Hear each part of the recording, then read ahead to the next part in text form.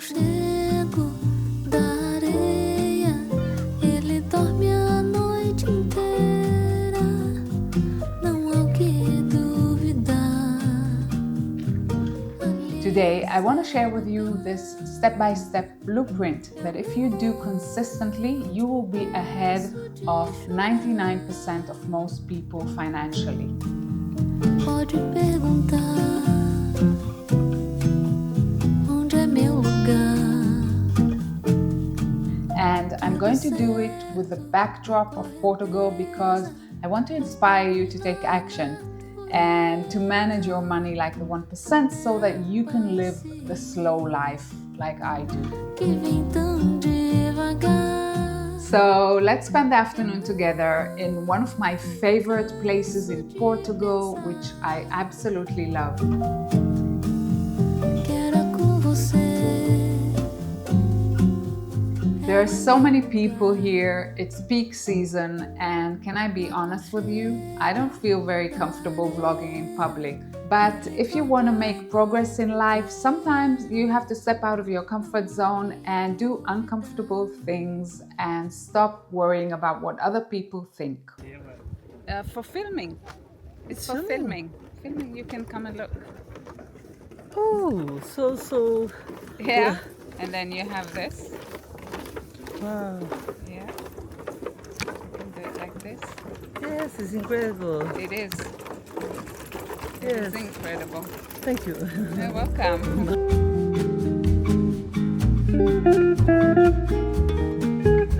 So even if you're not in the 1% yet, I'm going to share a few things that I live by to create passive income sources. And it takes a while to get over the lies that we've been sold about money. It all starts with a mindset.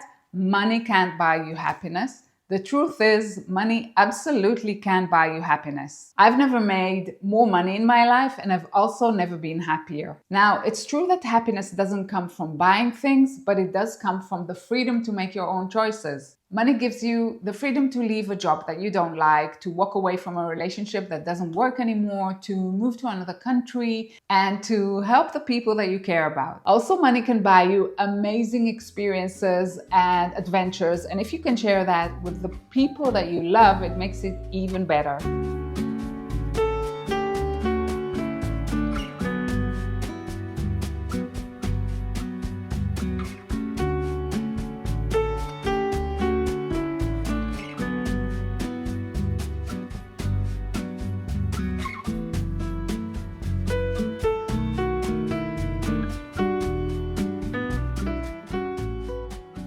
And then there's demonizing money. Money is the root of all evil. Money changes people for the worse. You have to compromise your morals in order to make money. That is such BS because the amount of people and causes that you can help when you have money is so much more than someone who doesn't have the means. If you're a good person, money just helps you do more good things. Money is just a tool. You decide how to use it. One of the most rewarding things that I do is donate to dog shelters and be a foster home for dogs. I couldn't have done it without the money. I know it's frustrating, but that's just how it works. If you want to make a meaningful difference in the world, you need to have money. I didn't start off as a financial wizard, and like most people, I didn't get any financial education at school. And when you think about it, it's pretty crazy, isn't it? Why is it like that? It's because the education system is designed to create employees that work in a company for 40 years and retire on a pension. So why bother with financial education, right? And our parents didn't know any better, so they couldn't teach us. My parents couldn't help me pay for college, so I was paying for my own tuition and my rent, and I had to work every night after school as a waitress just to cover my bills. Also, talking about money is considered taboo. like asking your friends how much they earn or how much they paid for the house is like awkward. Thank God for YouTube and other social platforms which allow us to share our financials and learn from each other and break this taboo. So let's get down to the actual strategies to grow your wealth. So step number one is understanding that money isn't just for covering your bills and for splurging on a vacation from time to time. The light bulb moment for me came when I realized that money can actually work for you and bring in more money if you invest it. We'll get into what to invest in a bit later, but once I realized this, that whole urge to go out and spend on expensive things that I don't really need completely went down. I realized that buying that expensive bag that I don't really need means that I need to continue working in a job that I don't like. It means that I'm delaying my financial freedom, not being able to travel whenever I want, move to another country, whatever. So to get to that point, it means that we need to own assets that bring in income so we can live off that passive income and not trade our time for money anymore. Rich people aren't necessarily the smartest, and they certainly aren't working the hardest. The hardest working people are the people fixing the road in the middle of the summer. The 1% understand that it's their money that needs to work hard, like a little worker that works 24/7 for them, earning more money. Step two is how do you make your money work for you? And that's where investing comes in. It can be stocks that pay dividends, it can be bonds or rental properties. These are all assets that bring in regular income. And besides that, stocks and real estate have a value appreciation of between 8 to 10% a year on average.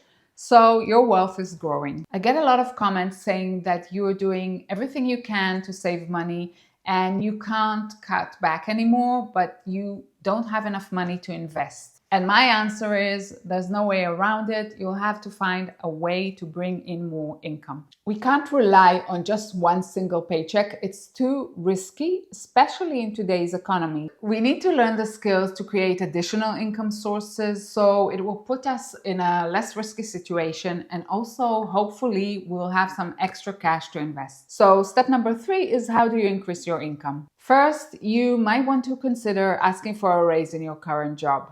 And if you're not getting what you deserve in your current job, another option is switching jobs. Or think about starting a side hustle.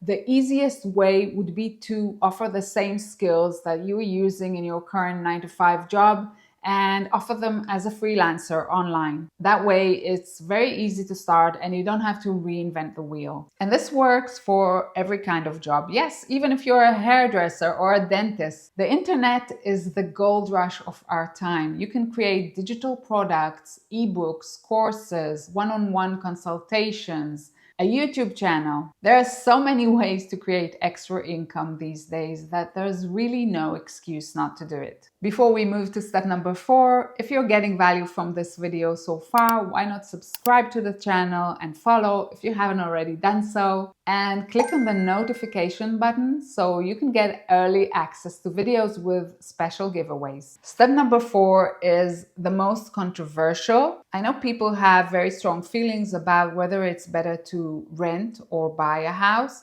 but I'm just sharing what worked for me, my journey to financial freedom, and how I ended up in this location-free lifestyle where I can live wherever I want and enjoy the slow life that I'm living. So here's the secret that I discovered, and no one is talking about it.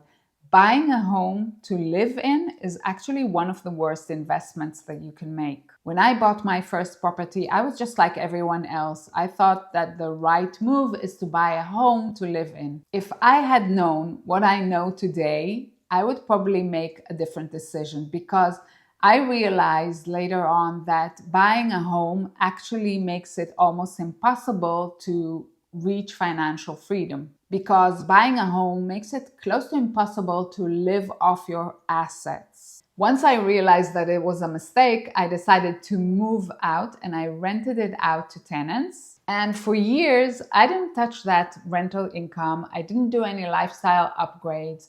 And I managed to save up and eventually buy another investment property, a small one, and rent it out to someone who is looking for a small apartment. And from there, it was just rinse and repeat. Looking back at it, the decision to rent out my first property was probably the most important financial decision that I've ever made. By the way, over the years, there were plenty of times that I was asking myself why the hell I was dealing with the headaches of a leaky roof or water damage to the neighbor's apartment when the rental income wasn't making any difference in my life. It was basically money in, money out into my investment account. But eventually it all made sense because over the years I was able to invest in more properties. And all these years I've been living in rentals, and I've actually ended up living in incredible places, houses by the beach, houses that were worth millions of dollars. Renting also has many other advantages beyond just being able to leverage my money.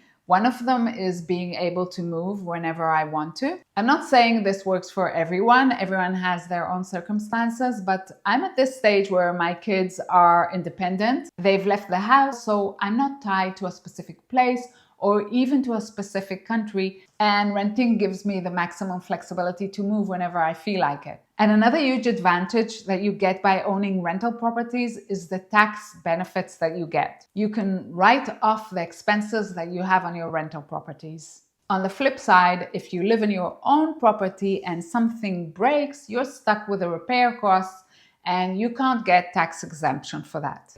And another big win is that I live in a rental, so the maintenance of the rental is not on me. So I'm winning on both fronts. So my perspective is you live wherever you want, but you buy real estate where you can get the best return on your investment. And if you put your money to work like that, then sooner or later, you won't need to trade your time for money anymore. I learned about money starting from nothing. And when I explain it to someone else, I always think, why didn't I know these things when I was younger? So I hope this video gave you some insights into how the 1% manage their money. I hope you enjoyed this video today. Thank you so much for watching. It means the world to me. And I love reading your comments. They are so positive. And thank you for being this supportive and positive community for each other and for me. Thank you for being so fantastic. And my biggest hug.